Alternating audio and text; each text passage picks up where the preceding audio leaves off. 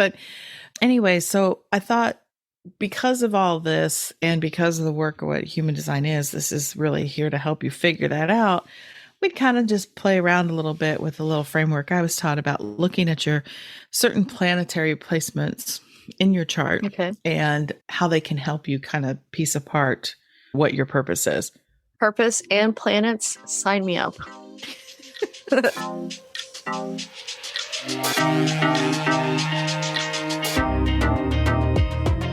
Human design reveals who you are energetically and who you came here to be. I'm Dana, human design specialist. And I'm Haley, the human design newbie. Listen in as we explore how leaning into your authentic self is your ultimate path to success. Welcome to the Human Design Hive podcast. Let's get into it. Hey there, Haley. How you doing? Honestly, I'm a little tired. Are you? Me too. Just a little bit. Just a little bit. It's Friday. It's the weather. It is. It was very dreary. Do you know what I don't like? Oh, I was just going to say it got warmer. We're only cold here. Really? We're only 2 hours away from each other for now. And well, okay. I don't know if in the span of the day if it changed, but like for the past couple days. Oh yeah, it got cold. It did. It's been beautiful, but we needed it so bad. We always start with the weather reports. It's what the people want. It's like, you run into somebody, hey, how you doing? Oh, it's good. You got to ease into it. Neither one of us trained in communication, journalism, broadcasting. No, of course not. I feel like we don't really typically have any drama to be discussing. So it's like, let's go for the weather.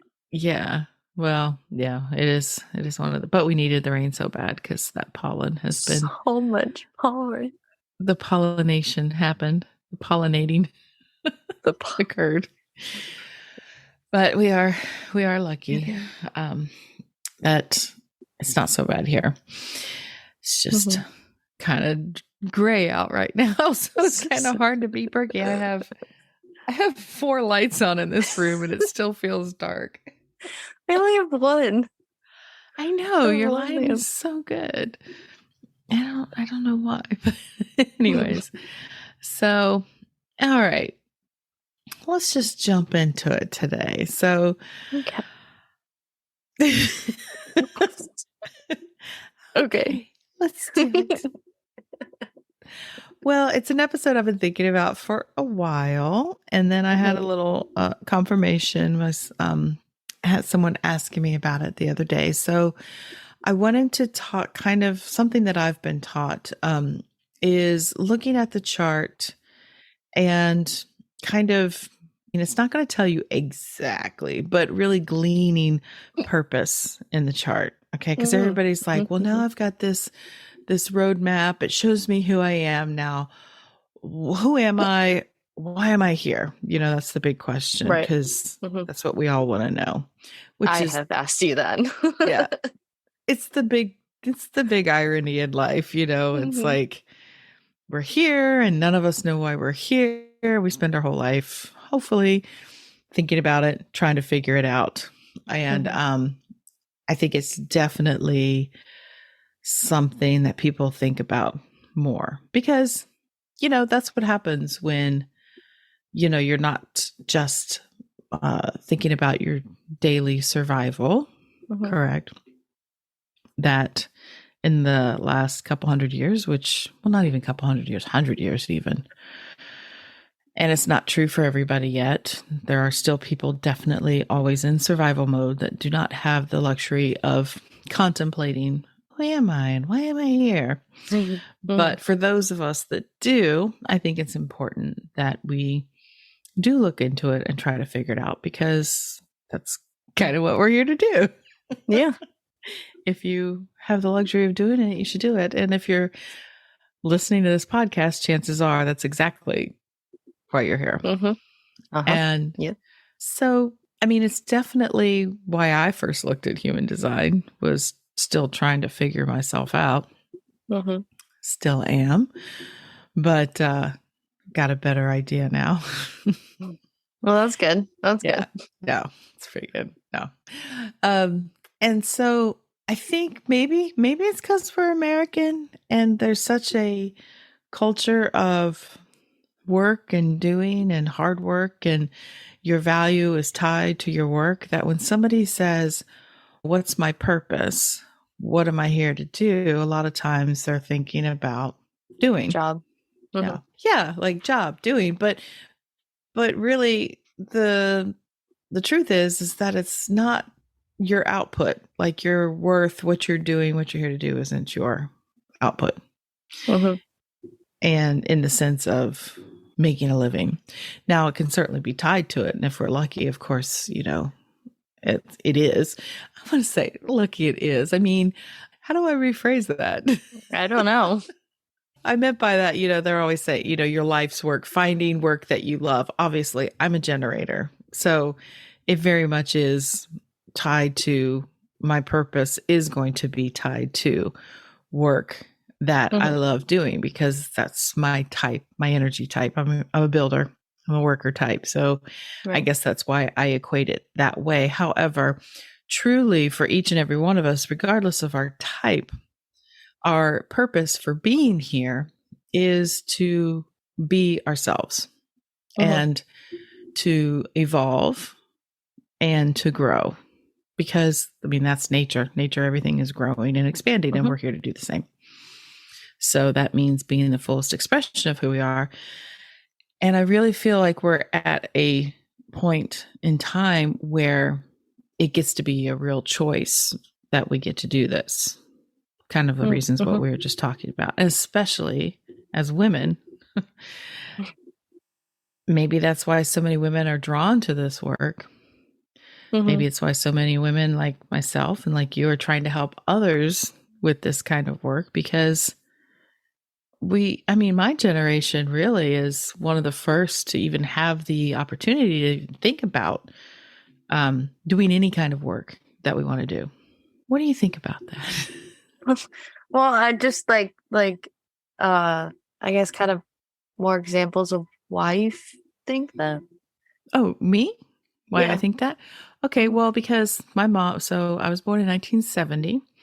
My mom did work, so she would be it was not everybody's mom worked when I was a kid. There was still a lot of stay-at-home moms all the time.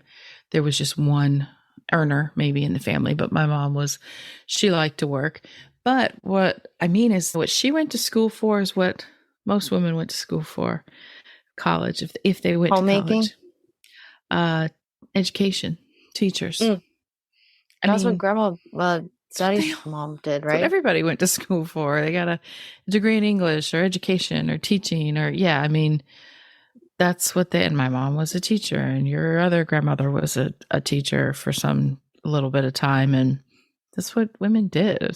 And, there were other jobs, but that was probably the most, the standard. And when you think about some of the statistics or historical points I've heard about women in the workplace just in the last 50 years. We're talking, it was still in the 1980s, women were still required to wear like skirts. It was like dress code, or they had to wear like pantyhose. We're talking even in the halls of Congress in the United States, there was like acceptable what women could and could not wear. I'm pretty sure to this day, there's still like courthouses or counties or whatever where women are not allowed to wear anything other than skirts. Yeah, it's bothersome. So, but your generation, okay, my generation. So I graduated high school in 1989. I had the idea. I thought I would, when growing up, I thought I was going to be a lawyer. I always imagined myself, because I was born in 70, it was very easy for me to plot out the decades in my little brain, because I'd be like, well, in 1980, I'll be 10, in 1990, I'll be 20. So I thought in the year 2000, I'll be 30 years old and I'm going to be a lawyer. I'm going to carry my briefcase up the steps of justice. And be a professional. My little power suit. That's how I saw it. Didn't work out that way at all. But I had choices when I got to college. There was just so much more choices, even for someone my age, of the women that came just a generation before really started opening the doors for the rest of us. And so your generation is, and even your cousin who's just 6, 7, 8 years younger than you, has even more choice, can be openly whoever she wants to be, and it's amazing. And so there's this acceleration here happening of everyone, especially, well, I don't want to say especially women, that's just my experience because I surround myself with women and women teachers and students. It's just what happens. But you are a woman. I am a woman. And everybody really trying to figure this out because you feel this urgency that it's time to do this thing because we've got a lot of work to do. we've got a planet to save. I know. I feel like half the time it's like, it feels like you have to get everything done right this second or else it won't ever happen. And I'm like, stop. Yeah. I don't want that. That's good. A healthy dose. But anyway, so I thought because of all this and because of the work of what human design is, this is really here to help you figure that out. We'd kind of just play around a little bit with a little framework I was taught about looking at your certain planetary placements in your chart and how they can help you kind of piece apart what your purpose is. Purpose and planets, sign me up. I'm in for both. All right. So obviously there's planetary influence in the human design chart because astrology is a huge part of it. And if you have not already got a copy of your chart in front of you, Haley. Shit, why are you going to call me out? Look, I had my chart on my desktop and then I changed computers and I don't know what happened to it. And then I never remembered to use your website to get a new one. I don't remember you sending me another one, okay? You don't. I did. It's okay. We should check your photos. I'm pretty sure I did. It's like, here you go, Haley. I might have to screen share here with you. So, but for the rest of you, this will be helpful if you play along with looking at your chart. I also have a free resource for you. It'll be in the show notes. It's a little gates cheat sheet for you, which will basically the name of the gates, basic themes of the gates of all 64 gates, because it's kind of important in this work. There are lots of other resources that books that can give you full detailed descriptions. There's the definitive book. Look, these are books I can point you to in the show notes as well. The definitive book of human design, which is the original teachings, Ra Uru Hu. Understanding Human Design by Karen Curry Parker. She's got a new encyclopedia of quantum human design, which has all the new quantum language in it, which is what I refer to a lot. And the sheet that I'm providing for you is going to have pretty much a lot of those keynote themes in there because, as we've said before many times, the languaging is just a lot more positive and progressive and expansive than some of the others. But anyway, so that'll be there. So if you want to grab a copy of that also as you listen along, or just make notes on your body graph, however you want to do it. So I'm not going to tell anybody how to take notes because I'm the worst at it. I usually just have to play something back 14 times as I'm trying to listen along. Be like, what? You know what I just discovered? This is really bad. I'm sorry. It's going to show my age. Gosh. So I was watching, sidebar, I was learning how to formulate a Google sheet because I don't have Excel. And there's a girl on YouTube, Etsy, YouTube and Etsy. Her YouTube is Think Like a Girl Boss, and she makes these Google Sheets and she makes templates for anything from like content planning to bill tracking, income and expense tracker. So that's what I was doing. I was looking at her income and expense tracker, and she's got this tutorial how to, step by step going through it. I'm step by step. So I just discovered the play and pause button on my keyboard. I mean, I knew it was there. Yeah. It's not the space bar. No, it's up in the F8, it looks like. Oh, on your actual keyboard. Yeah, because I have an older keyboard. It's the same on mine. because I run this dual monitor system. You know, I've got my laptop and then I've got the monitor. And so I'm looking at one, but I realize, oh, I can have so much more functionality here if I just keep that finger right up there on that pause button. So because I literally had to pause every 30 seconds. I'm pretty sure on YouTube videos, the space bar also pauses, I think. I don't know, but it's tricky because where my mouse is. Yeah. When I'm using the two monitors. So anyways, I'm sure everybody's fascinated by that, but it's. Hey, you may have just taught someone else as well. I mean, you never know. You're right. Okay. So gates, keynote sheet, whatever. Gates. Okay. All right. So we're going to be looking at certain planetary placements in the chart and how they can give you clues as to figuring out what your purpose, why you're here, what you're here to learn most specifically. Okay. And what's really important to remember, though, this is not a black and white thing. This is a more of a contemplative practice. And one of the things we want to say is that you kind of, I think I've said this before, when we're looking at the chart and teaching about human design and we're pulling the pieces apart to tell you the certain parts, this means this means that, you kind of have to all put it back together, which is where, in order to get the full story of the chart, which is where having someone, a human design reader, specialist, whatever, to look at yours specifically, to go over the whole becomes important. Because even if you know a lot about him, I mean, I've gotten readings from other people before because their perspective might see something that I can't see, you know. You know how that is, right, Haley?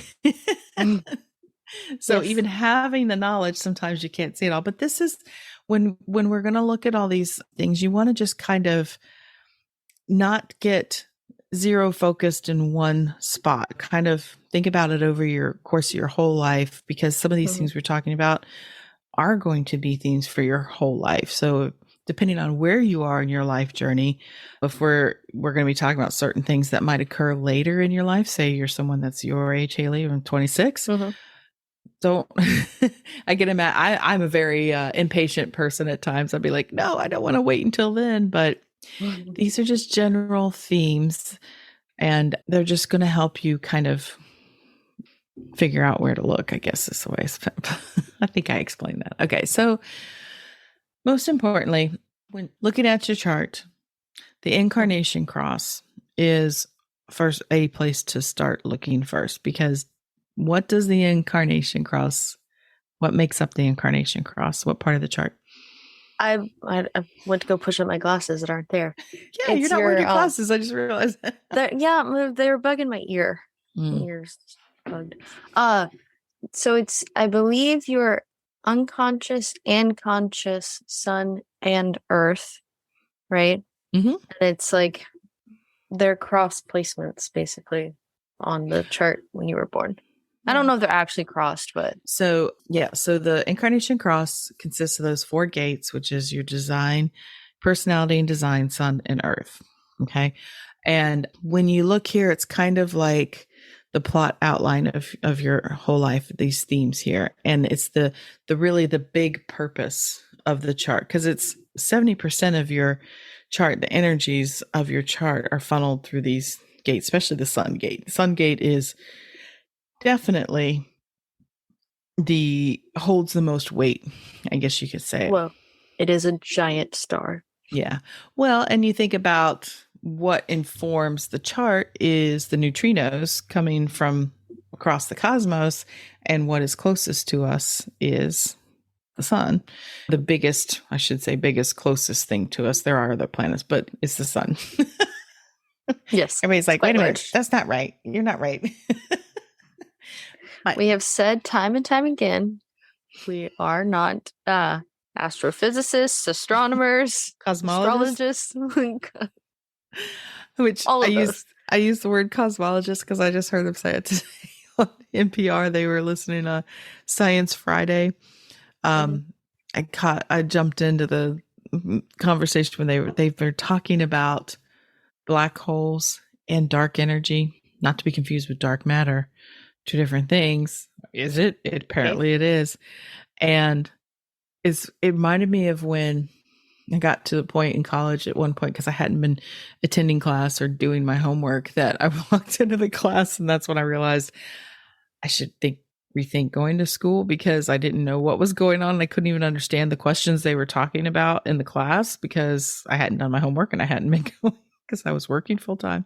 But that's how I felt listening to this. I'm like, oh my God, I can't even wrap my brain around dark energy being within the dark or the black hole, and is the universe expanding or I was just like, oh my God. So he said cosmologist. Somebody was a cosmologist, and I was like, yep, I don't get it.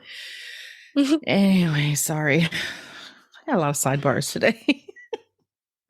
Okay, so the sun has such a huge influence on the chart, and because the neutrinos from the sun passing through the earth, which also has a large impact on our chart because, we're kind of on it. Yeah, we're kind of on it. So the sun is what you're here to give the world. It is the expression of you that you are basically shining like the sun, what you are shining out into the world. And the earth placement is what you need in order to express that sun energy. It's like what grounds you, what puts the ground underneath your feet, the stability. So when you're looking at those gates, you think about that sun gate is going to be a very clear indicator, a good way to kind of frame the whole theme almost in your chart when you're looking at the whole. So examples of this. So my personality sun is gate 14, which comes off the sacral. And this is really a gate that is about work because it's a sacral gate and responding, but it's doing work that you respond to that you love, but it's also considered like one of these, the gate of luck, fortune, and all this other things. And then gate 59 is my design sun. And in quantum human design, she calls it the gate of sustainability. And so it is also about creating these partnerships and connections and everything that is about correct uses of resources for. So both of these gates are about resources, work, money, but also not just for myself. It's to be shared with others. And so there's going to be, and I'm a generator and I'm a 4-1. So there's going to be a lot of the stuff that I'm seeing in my chart is there's definitely a theme around work, relationships, money, authenticity, because my design, my personality earth is gate 8, gate of contribution, but also it's all about expression, authentic expression of the self. So it's kind of like this theme of being yourself, being authentically yourself and doing what's correct for you, what feels for you, creates sustainability. And my design earth 55 creates sustainability and having the faith to realize that trusting in source, that you'll be led to the right direction by being yourself, and it will be creating all these things. So that's like, and it sounds pretty fantastic. So pretty cool. Yeah, seems pretty cool. But see, it's also part of my lesson too, because it's just like, not like, oh, I can just turn it on and be like, I have all these things now. I've been learning my whole life about this, right? But then what's also cool about an incarnation cross, because it is, the sun is what you're here to give others. I like the idea that I was introduced to, that your incarnation cross energy literally does just do the work when you're in the room. It's there for others to also tap into, because remember, these are your expressions that you're here to, it's all energetic, sharing with the world, that, your energy around other people helps fill that gap as well. That's nice. Yeah. So me? Yeah. So curiosity, I mean, you got to love yours. It's just like your gift is, you're just here to get people to be, stimulate dreams of new possibilities and potentials. You're here to inspire and ask questions and thoughts that inspire the question of what needs to happen to make an idea a reality. That's your 63. That's kind of interesting because in the little birthday card that Pressy wrote me, he said, "You inspire me to be a better person every day." I was like, Oh, well, that's sweet. But, so your sun energy is all about being curious and asking those questions and being inspired and sharing that inspiration, that questioning, and what does it take? Because it's the 63 is the start of that logic circuitry. So it is posing the question, what would it take if, whatever it is that you're interested in or what you're involved in, you're the person that's going to see it from these different angles, because you also have the 64 as your sun. You're going to be able to take this experience, but also it's like future and past thinking at the same time of where we've been and where we're going. What have we learned? What did it mean? What can we take forward? And like I said, you're 26 years old. So you're line 6. So this, can maybe resonate with you, but also at the same time, and also feel like a big, but what is it I'm doing? Well, you're going to figure that out. You're going to go through life and you're going to figure that out. But these are your and then also your design sun, gate 26, integrity, and 45 is also, it's like that, it is leadership energy. So, I mean, the way I always interpret it is that you are going to be that, or you are that leader, that visionary leader type person, even though you're not a line 5, you are a role model, you're a line 6, but you are capable of holding that vision and guiding others, because you're a projector, towards making these ideas realities in inspired ways. There you go. Anyway, so there's, really great. And then I'm like, well, how the frick do I get there? Well, let's move on to one of the other things that we need to look at. So anyways, that's just what I'm here to learn. Well, like I said, when I was 20, so when I was your age, I wasn't even thinking about this shit. So you are way ahead of the game.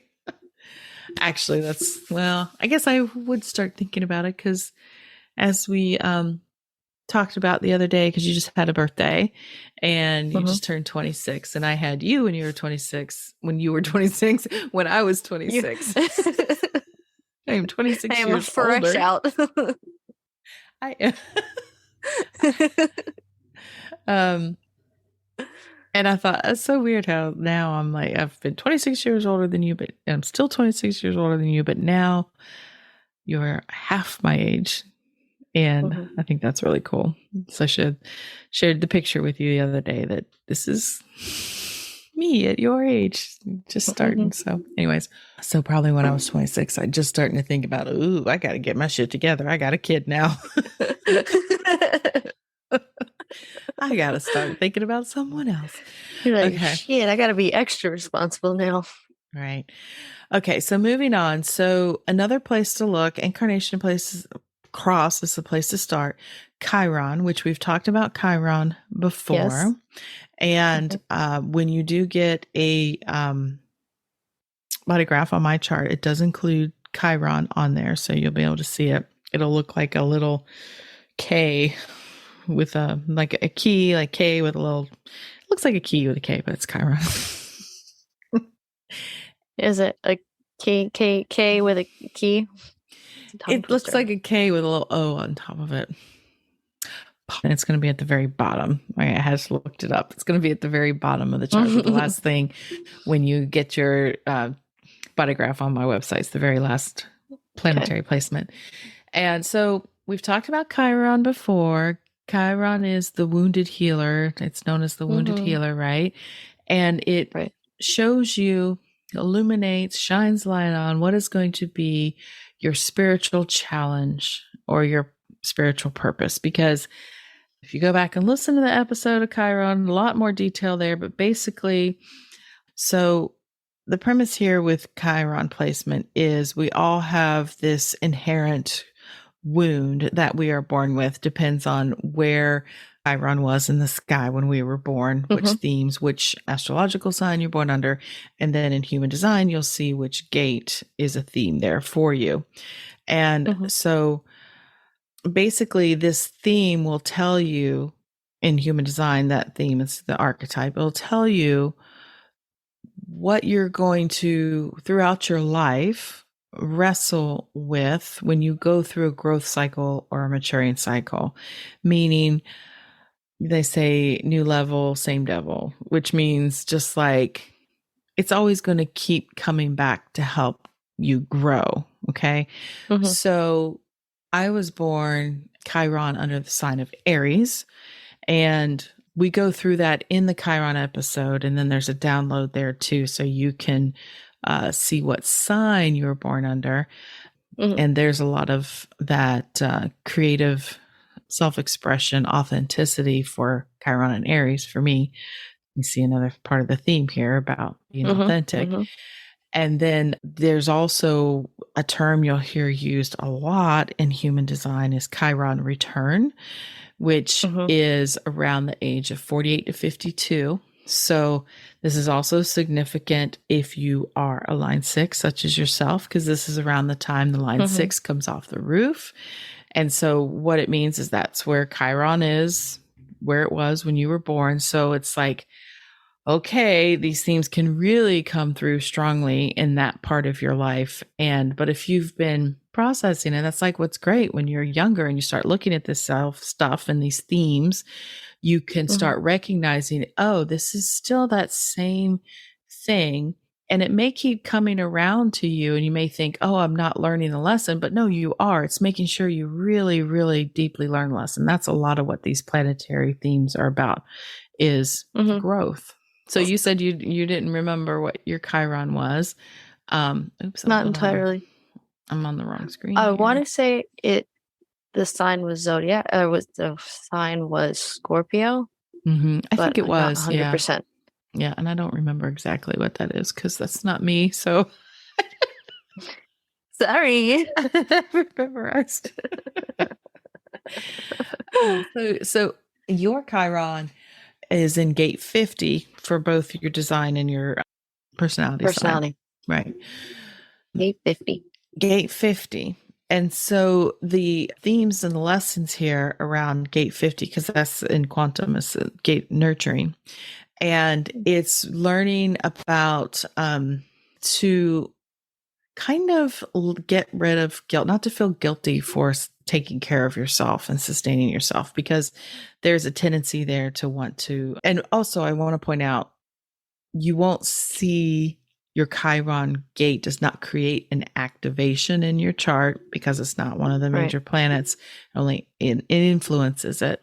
So when you're looking at your chart, it'll say what your gate is, but you won't see it highlighted on your chart unless another planet also sits there. But so, so your challenge here is to get past the feelings of guilt and this unhealthy feeling that you have to do for everybody, that you need to take care of everybody. So it's really learning about taking care of yourself so that you can take care of others, because you have an innate gift of knowing what others need, but it doesn't mean you're the one to do it for them.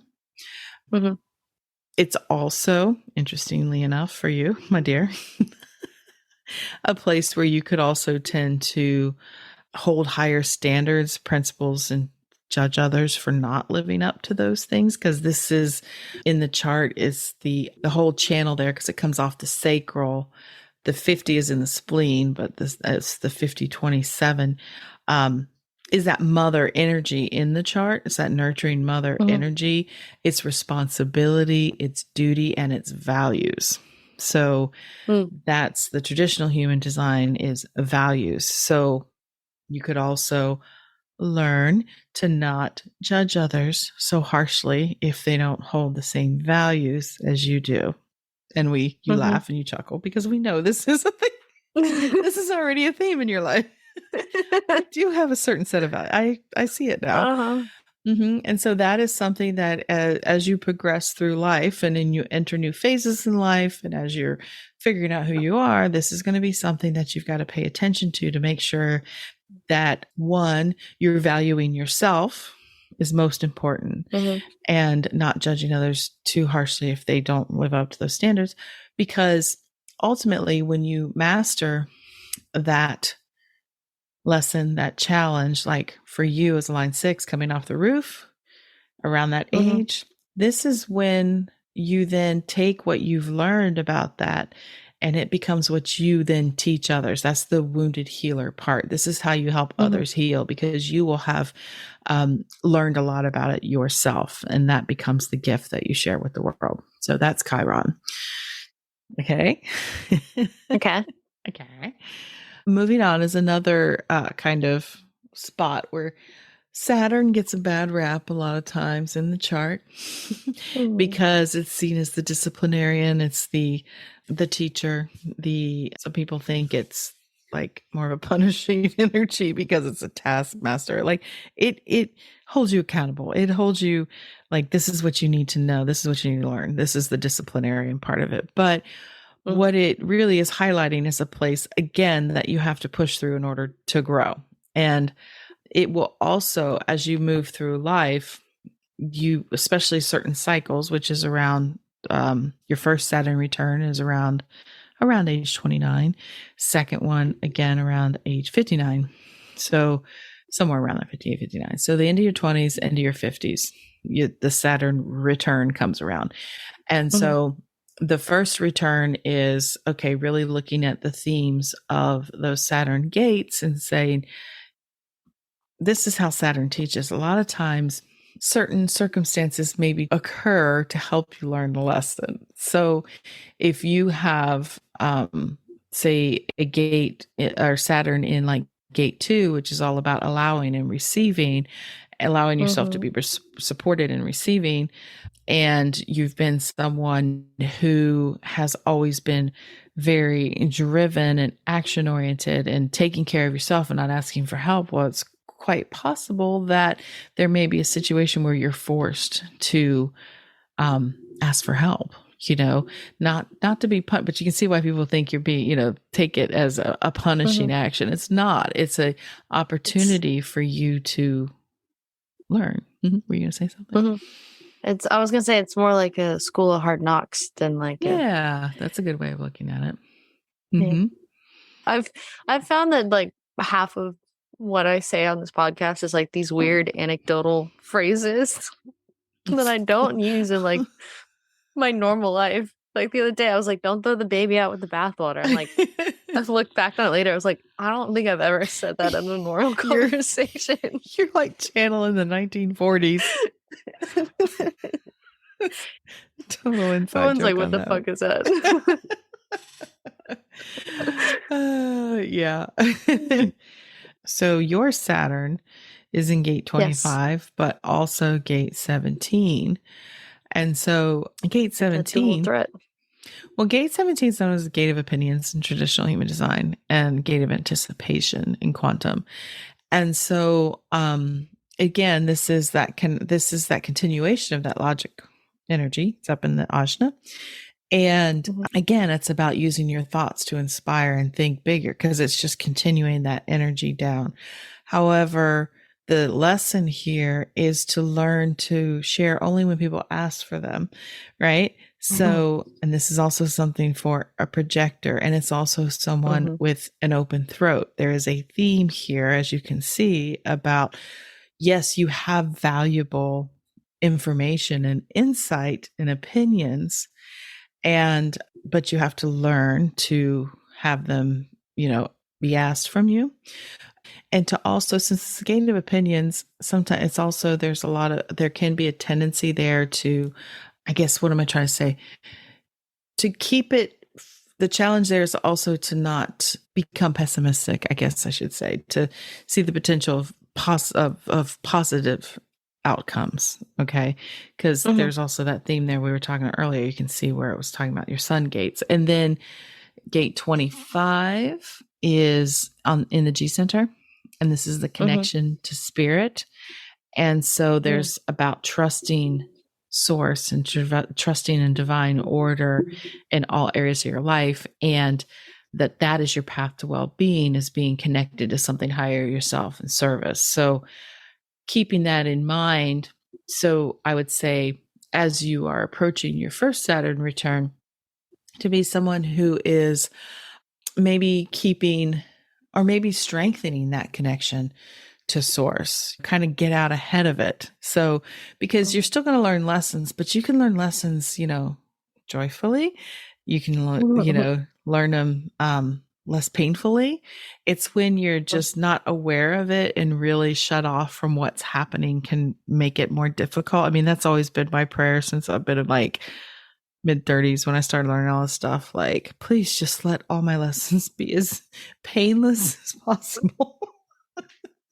I've learned the hard way many times. It doesn't mean you have to learn the hard way. You don't have to learn the hard way. I'm here to learn. Make it not hurt. Exactly. Doesn't have to.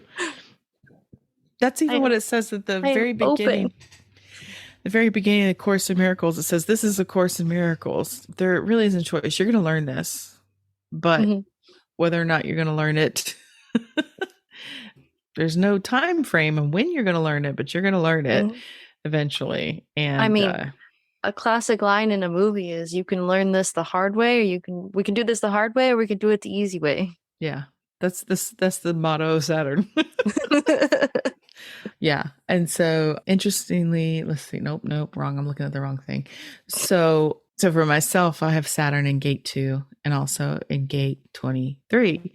So gate 2, that is definitely something, at around 29. Yeah. I was thinking about this earlier, around 29, because as I just said, allowing and receiving, I was not like this overly ambitious person, pushing, but there was something that happened when I was, I guess I was pregnant with your brother. So I was about 28, and our business partner, your dad and I had our Paracel business. We'd only had it for 2 years, I guess, 2 or 3 years.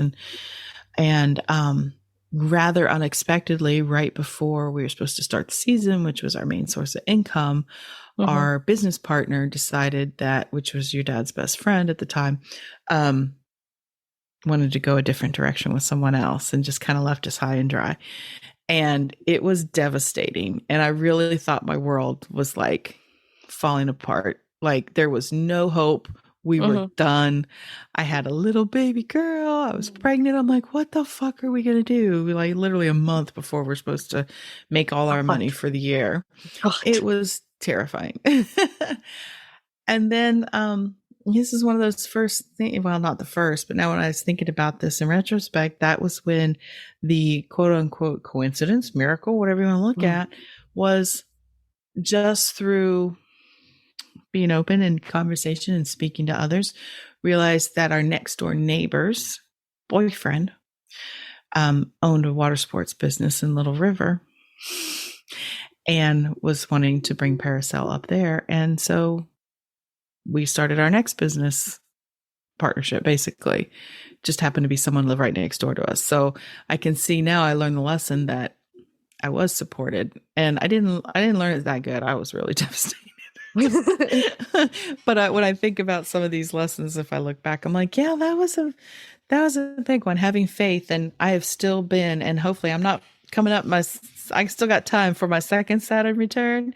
So I think it's going to go better because and go a little more smooth. Because these things still happen. And now when they happen, I'm like, all right.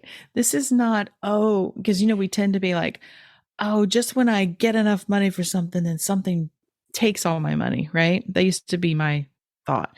And now I'm like, no, maybe that thing was going to happen anyhow. So I was given this extra money ahead of time. That's how I see it now. I'm like, maybe this was going to happen anyhow. And so I was given a little bit extra. And now I'm Even Stevens. I know you watch Seinfeld. Do you know that Even Stevens? I don't know. So Even Steven, everything's always even out. I can't remember that one. But so before I get too far ahead here, because there is a kind of a pairing partner here with Saturn, which is Jupiter. And it's another place to look in your chart, because Saturn is the teacher. And then Jupiter is also, when you master the lessons from Saturn, Jupiter kind of shows you your rewards are. Mm. So Saturn is all, or Jupiter is also placed the pathway to look for a pathway to wealth in your life, what you need to look at, especially if you're stuck or blocked around money looking at Jupiter, or if you're not receiving the blessings from what you see in Jupiter, is to look at Saturn and be like, okay, are there things there in that Saturn placement that I need to be bringing, right? Mm-hmm.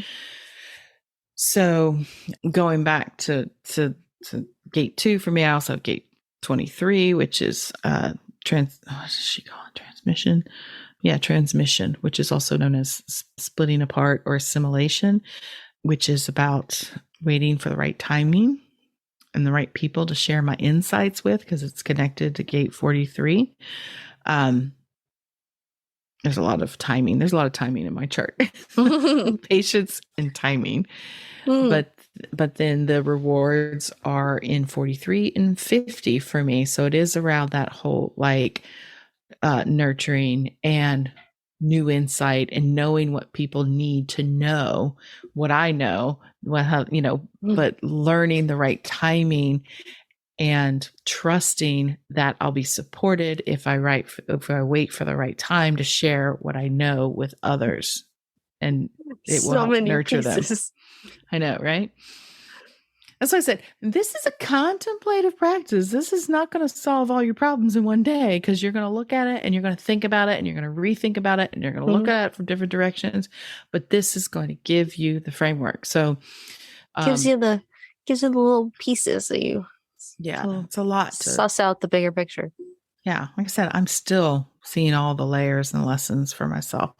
So, okay, so we've covered Incarnation Cross. We've covered, what was the next one? Chiron, Saturn, Jupiter. And now we're going to look at, this is a good one, the moon placement in your chart.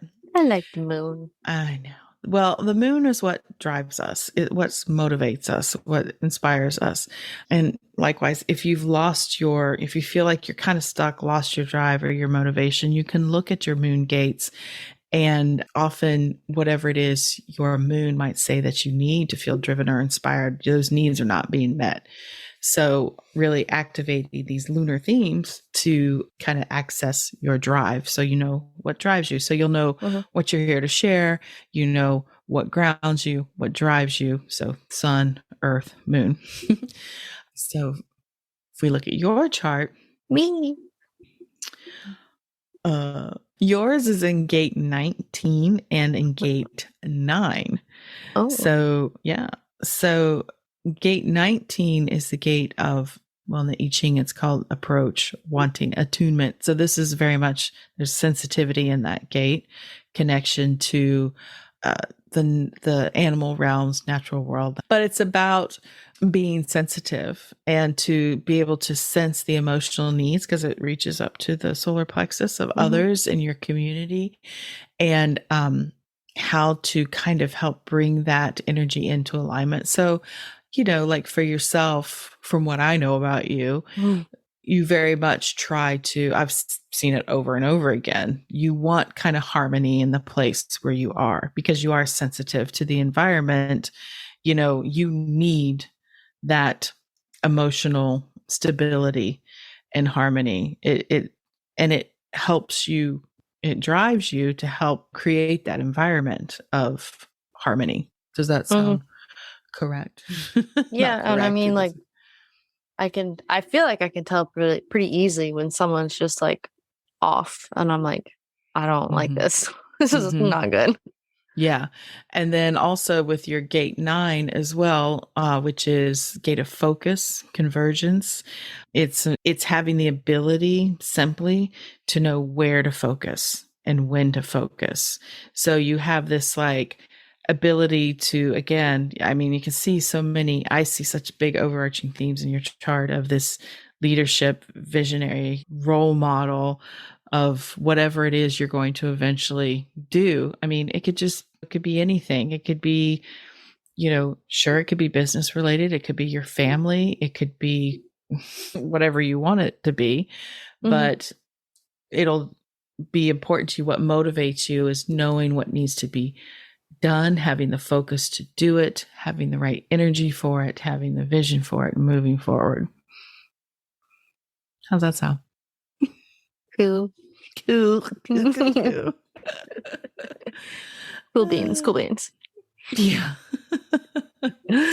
Yeah, exactly. And then for myself, it's in, again, gate 8. There's big themes there in gate 29. So it's like, again, that authentic self-expression, being able to be yourself, to contribute, and committing to responding to things.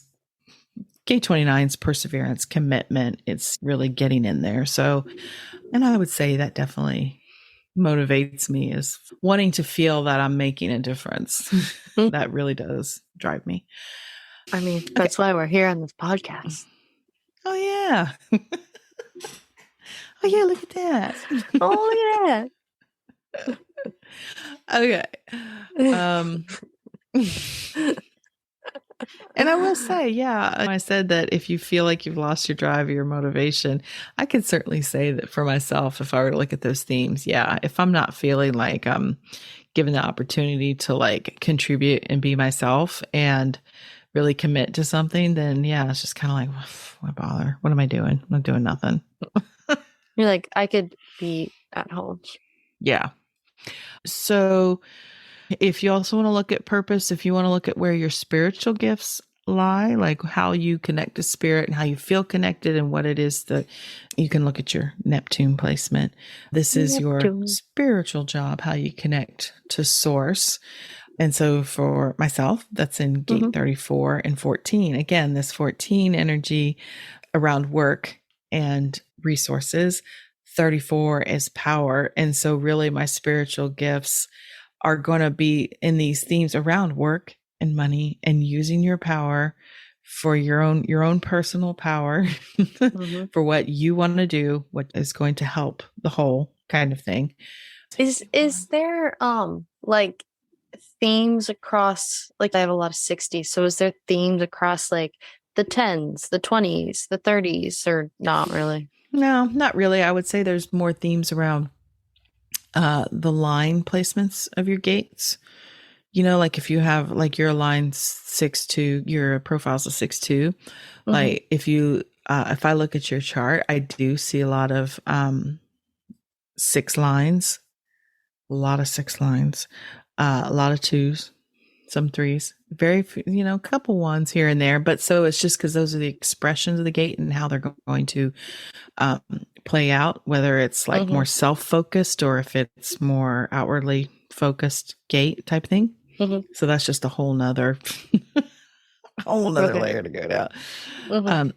But your Neptune gates are gate 60 and 61, which is interesting because 61 is the beginning of the knowing circuit. Individual is in the middle, the head. Yep. Over the head. The middle. All 3 of your head gates. And 60 is in the root at the other end of that. Oh.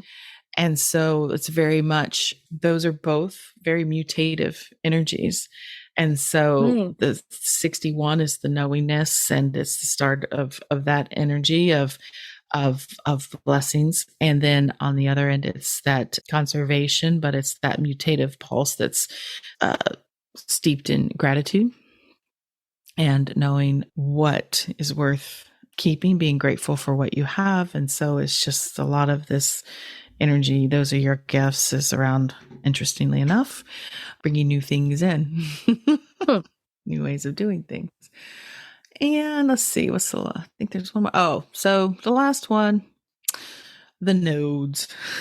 The nodes. It makes me think of like, I guess I think of your lymph nodes. It like makes me think of your tonsils or something. It's like your nodes. Yeah, and so the nodes aren't actual planets. They're just again, north node and the south node of the moon nodes. It has to do with the moon. Again, I'm not an astrologer, but it has an astrological aspect to it as to where it is on the chart. Like, okay. So I'm not even going to pretend to explain that right now because it's not where I'm focused. And I'll just accept it. I would need some materials in front of me to explain that. And I do not have them. Solid. But what I can tell you from a human design perspective is that your north node is, so you're, stop that for a minute. Your south node represents themes of where you're coming from. This, some even say it's themes that you brought into this life with you. Okay. So it is what you are learning in your life, building a foundation around, because it's something you're more familiar with and comfortable with. It's the energy you come in with. So Karen Curry Parker describes it as it's breathing in and breathing out. Breathing in is what you're bringing in, what you brought with you. Breathing out, the North Node, is what you're going to be expressing and what you're growing into. And so the South Node themes are present in your first 40 years of your life, and then around 40, which is around the Uranus opposition planetary cycle, switches to the North Node themes. So depending on where you are in life, so right now in your life, your South Node themes are more present, and where you could look at to see what it is that you are kind of need to have in place as you move towards your 40s, and then it switches over to this North Node expression, which is where I would be. So obviously, because I'm a little bit over 40. So interestingly enough, Haley, your South Node placements are the same as your Saturn placements. So there's a big lesson here, which is that 17 and that 25, which is really kind of great, honestly. I think you're set up pretty well here, because here we are doing this podcast together, right? We've really, I think, in the last almost year, we've been doing this.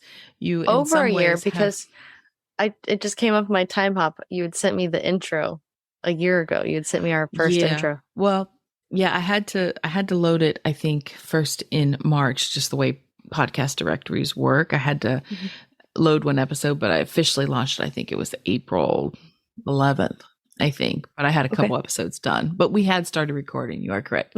And what's interesting is that in this past year, you've probably talked about and thought about more about your connection to Source, to Gus, than I know we've ever talked about ever together, and so that gate 25 is what we were just talking about, that connection to Source, and seeing that life is about finding that connection, and that your life is really connected to something bigger. You're connected to something bigger. It's not just for yourself. It's like you are here to help others connect to that. It's this love of service through Source. Or source through service, I should say.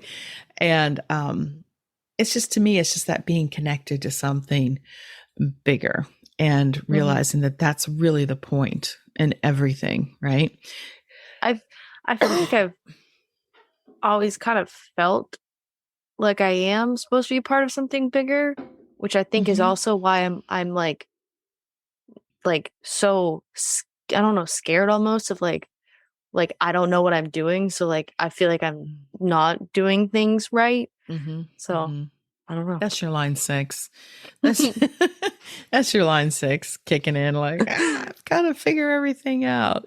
But yeah, we're all here to fulfill an amazing purpose, but for sure this, that, I guess what I'm saying is that the South Node foundation that you're laying is that whatever it is you're going to then do later on in your life is going to be steeped in this foundation of understanding that it's connected to something bigger, that it's not just about what you can get, and that it's all just here in this world. Like, it is something bigger and more connected to Source, God, Gus, whatever you want to call it. And then your North Node themes, which what's the point? Because, you're so far from 40 now, but I can tell you. I am more than halfway to 40. You're going to ask me one day. Your themes as you approach your North Node, there's going to be gate 18, which is that, quantum is a nice way of saying realignment. Gate of correction. That's in that channel of judgment you have, which is that, one of the primary channels you have is the 1858. And that is about timing. And we know this is very present in you, this energy, even though it's in your north node. But because it's in a channel, I think it's still very present. But it is knowing what needs to be corrected.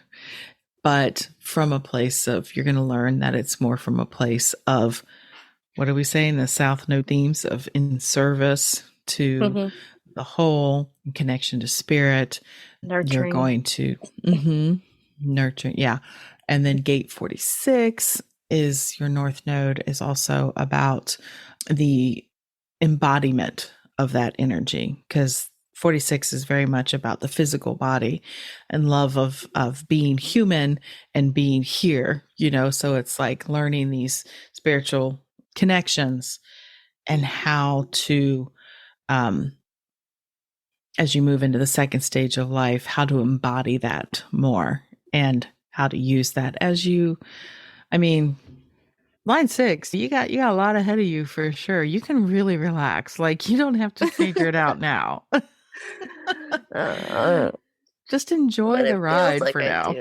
I know it feels like you do, but that would be just... I am also a very easygoing, go with the flow kind of person at the same time. Yeah. In your day to day, just like you said, just most important thing is, you don't have to figure it out. Obviously, these are themes to contemplate. But if you just follow your strategy and your authority, that's the only thing that you really have to pay attention in the day to day. And for you as a projector is, am I trying to push through things? Am I trying to impart my knowledge? or am I just, allowing how my energy is supposed to work, which is just kind of, what you do. You're in your own process a lot. And when people, need something from you, they will approach you. In the meantime, you just get to relax. You just get to relax and do life. Do whatever you want. Play with your dog. It don't matter. You want to take an art class? Take an art class. It's okay. Everything you do is going to be building into your body of knowledge, your bag of tricks, your repertoire. You're collecting all along the way. Everybody is.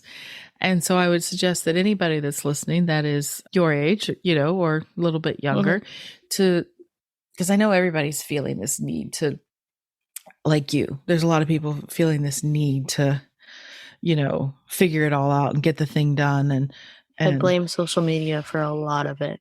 Absolutely. But if you can remember that, these things that we just talked about today are going to give you more insight into the overall themes in your life and your chart and what you're here to do.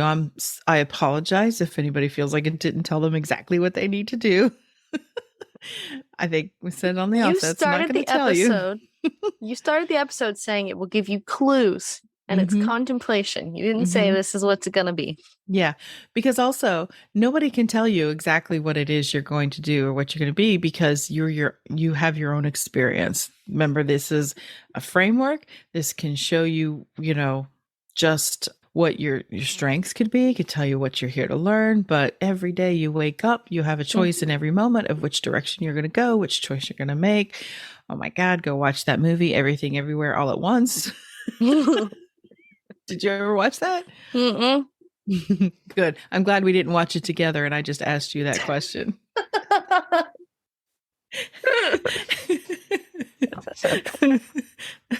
As I have done before recently. We had watched the movie the night before. I know. What was that movie? Oh, Ex Machina. Ex Machina. For everybody listening, we watched, the last time she was here, we watched the movie Ex Machina. Yes, I said it right.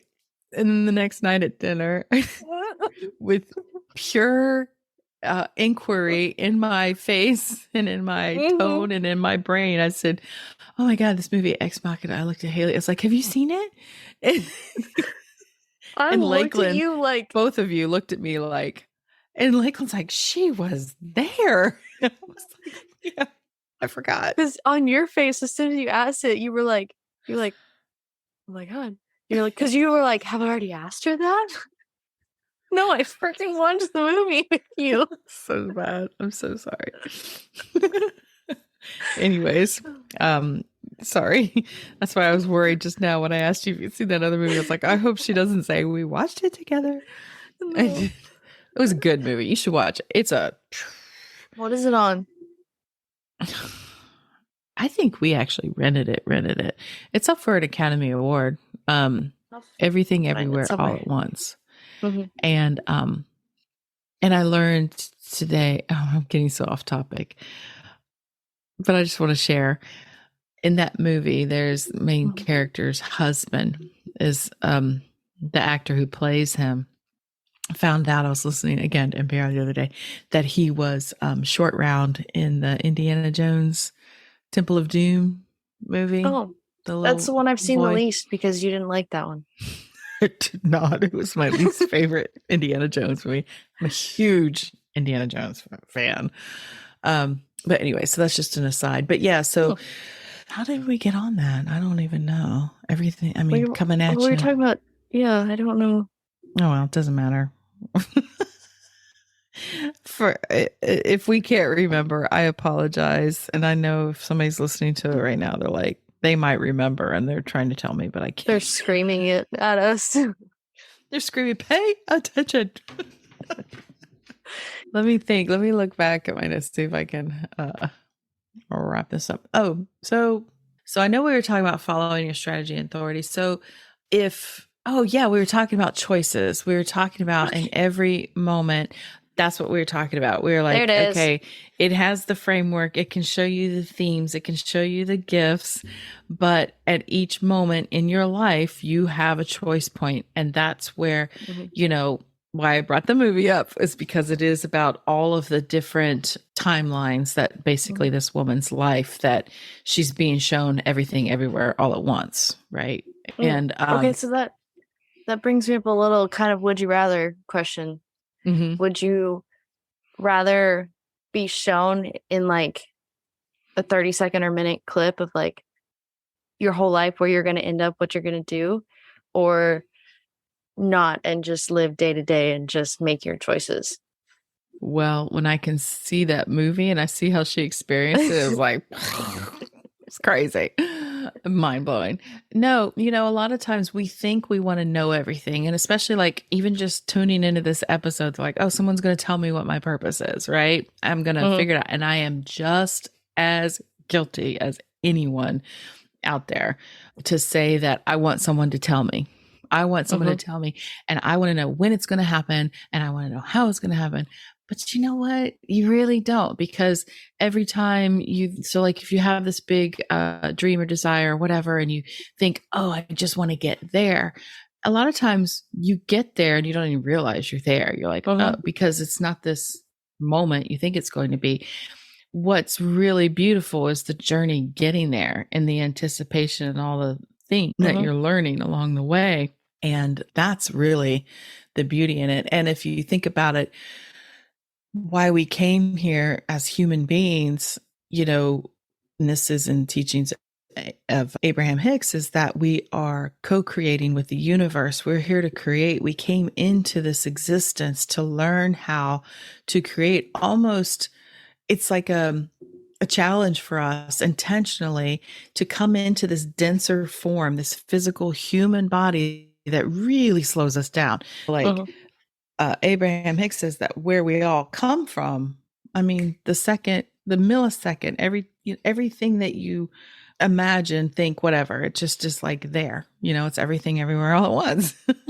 And this was like a choice from whatever we all are to come into this, experience, to slow it down and to really see the beauty in the process of how alignment, energy and alignment and emotion and the power of what that is what actually creates worlds. And it's like really cool. Felt like you're going to say something. Yeah. Well, I was just, I'm like, savoring the moment and my little anecdotes. Yeah, because I mean, even what did we say about your wedding? I mean, we were like, after it happened, we're like, what happened? There was legitimately, it felt like it was 10 minutes, like the entire night. Yeah. And I do remember there was one night, it was like everyone was dancing and I just stood behind the head table and I was up against the window and I was just standing there and just taking it in because I Try to hadn't take it done all that in. the entire time. Yeah. And you came up to me and you're like, what are you doing? I was like, I'm just taking it in. I know. And then I said something else and I was like, I should just let her take it in. I was like, well, now that I got you alone, no. I don't remember what you said. I do. But yeah. But if you think about all the anticipation coming up to it, so much of what we think is going to happen, a lot of times it just doesn't feel the same way. And so, and it was, it was so much more of a journey getting up to the date than the actual thing happening, that it was like I remember that almost more than the actual day. Yeah. And so the whole, the trope of enjoy the journey, that's truly what we're here to do. And so hopefully with today's episode, you can look at your chart and see the themes that are really going to be overarching in your whole life, and to lean into it and to see. I think you can start to see, if you have this information, you've been thinking about it, that when the challenges do happen in your life, it doesn't put you in this victim mentality. It can put you more in this framework of like, ooh, this is exciting. I have you're still going to be human and be like, this fucking sucks. But, but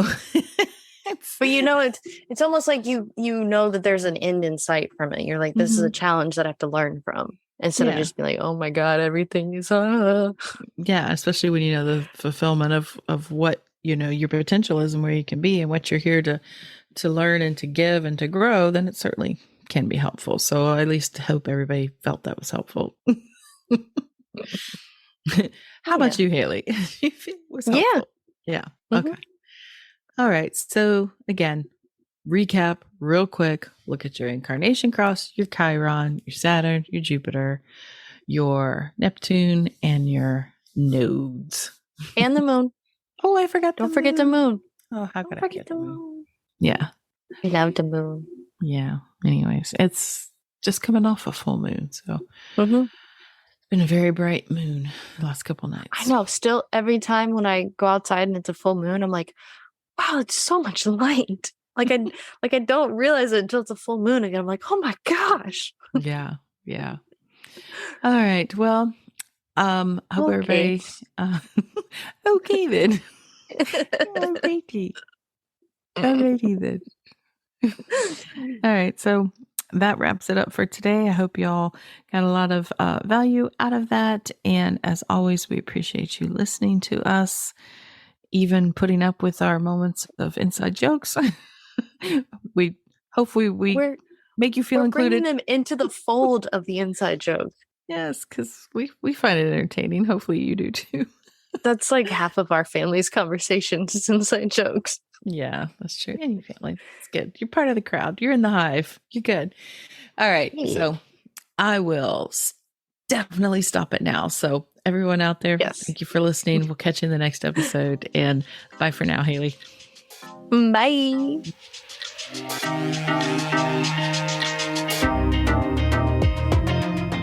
You made it all the way to the end of today's episode, so you must have liked what you heard.